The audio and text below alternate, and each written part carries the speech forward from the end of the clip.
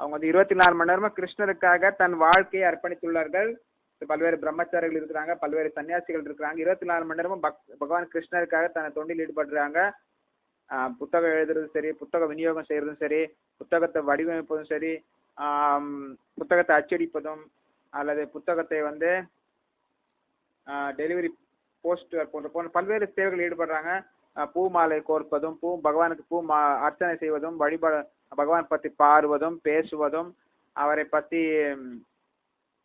அவருக்கு பிரசாதம் நைவேத்தியம் செய்வதும், பிரசாதம் சமைப்பதும், பிரசாதம் விநியோகம் செய்வதும் போன்ற பல்வேறு சேவைகளில் பக்தர்கள் ஈடுபடுறாங்க. கோயிலை சுத்தம் படுத்துறாங்க, பாத்திரங்களை கழுவுறாங்க, சமையல் பாத்திரங்களை கழுவுறாங்க, சமையல் ரொம்ப சுத்தமா வச்சுக்கிறாங்க, கோயிலை சுத்தமா வச்சுக்கிறாங்க.